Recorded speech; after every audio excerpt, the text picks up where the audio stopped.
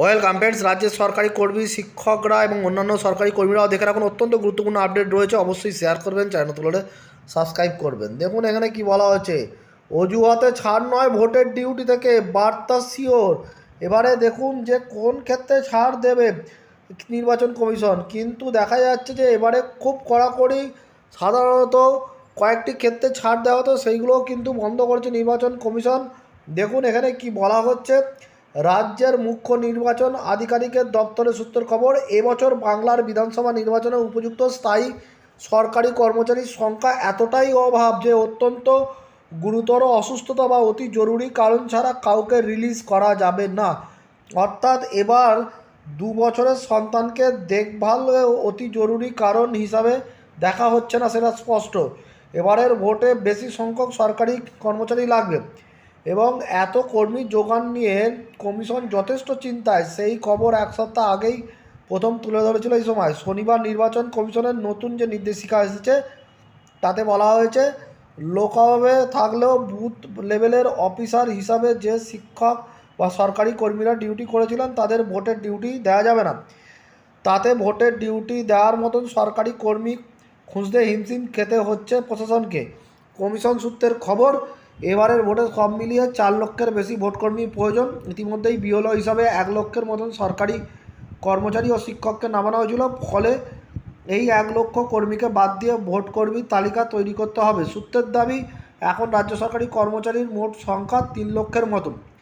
তাদের মধ্যে গ্রুপ এ অফিসার বা গ্রুপ ডি কর্মীদের সাধারণত কর্মী হিসাবে ডিউটি দেওয়া হয় না। ফলে গ্রুপ বি ও গ্রুপ সি কর্মী ধরলে মোট কর্মচারীর সংখ্যা 1,50,000-এর মতো হবে। এছাড়া রাজ্যের মোট শিক্ষকের সংখ্যা 3.5 লক্ষের কাছাকাছি। তাদের মধ্যে বিএলও ডিউটি করেছে অধিকাংশ প্রাথমিক শিক্ষক, ফলে তাদেরও ভোটকর্মী হিসাবে নামানো যাবে না। তাহলে ভোটকর্মী ডিউটি করবেন কারা? এটাই বড় প্রশ্ন। কেন বিএলওদের ভোটের ডিউটি দেওয়া হচ্ছে না? কমিশন জানাচ্ছে, তাদের নিজেদের বুথে ভোটার সহায়তা কেন্দ্রে কাজে লাগানো হবে। বুথে ঢোকার আগে ভোটাররা মোবাইল জমা রাখা সহ ভোটার তালিকা সংক্রান্ত সব রকম সহযোগিতা তাদের কাছেই পাবেন। এর জন্য অন্য কোনো জেলার ভোটকর্মী ঘাটতি হলে পার্শ্ববর্তী জেলা থেকে ভোটকর্মী এনে কাজে লাগানোর নির্দেশ দিয়েছে রাজ্যের মুখ্য নির্বাচন আধিকারিক মনোজ আগরওয়াল।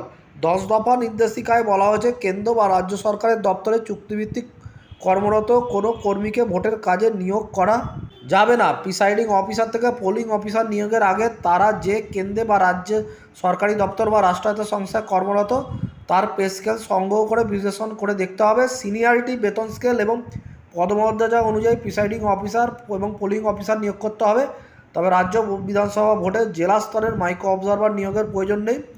মহিলা ভোটকর্মী নিয়ে বিভিন্ন জায়গায় বুথ তৈরিতে গুরুত্ব দেওয়া হয়েছে সিওর এই নির্দেশিকায়। মহিলা পরিচালিত বুথগুলিতে নিরাপত্তায় মহিলা কেন্দ্রীয় বাহিনী নিয়োগ করার কথা বলা হয়েছে। কমিশন সূত্রে খবর, এমনিতেই রাজ্য সরকারি দপ্তরগুলিতে স্থায়ী কর্মীর অভাব, নতুন নিয়োগ বন্ধ রয়েছে দীর্ঘদিন। জেলা শাসক সহ জেলার অনেক সরকারি দপ্তরেই কর্মীর প্রবল আকার ধারণ করেছে। দেখা গিয়েছে দক্ষিণবঙ্গের তুলনায় উত্তরবঙ্গের সরকারি কর্মীর অভাব বেশি।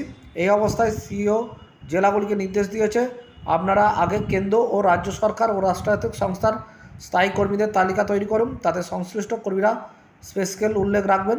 প্রয়োজন মিটিয়ে উদ্বৃত্তদের তালিকা তৈরি করুন, যাতে প্রয়োজনে পার্শ্ববর্তী জেলাকে লোকাভাব মেটাতে সাহায্য করা যায়। লোকাভাবের কথায় মাথায় রেখেই সিওর সাব নির্দেশ, কোনো অজুহাতে ভোটকর্মীদের অব্যাহত বা ছাড় দেওয়া যাবে না। এবার ভোটকর্মীদের চিকিৎসার দায়িত্ব নিচ্ছে খোদ রাজ্য সরকার। তারা কাজ করতে গিয়ে অসুস্থ হয়ে পড়লে রাজ্য সরকারি কর্মীদের জন্য পশ্চিমবঙ্গ হেলথ স্কিমের আর্থিক সহায়তা পাবেন। তারা দেখলেন, এই কারণে ভিডিওটাই শেয়ার করলাম। প্রচুর পরিমাণ ভোটকর্মীর অভাব রয়েছে এবং যেটা বলছে যে অতি জটিল কোনো রোগ বা কোনো জরুরি বিষয় হলে তবেই ছাড় দেবে নির্বাচন কমিশন, না হলে দেবে না। এবং রাজ্য সরকারি কর্মীদের যে হেলথ স্কিম আছে সেই হেলথ স্কিমও কিন্তু এই ভোট কর্মীদের জন্য বলছে অ্যাপ্লিকেবল হবে। ধন্যবাদ।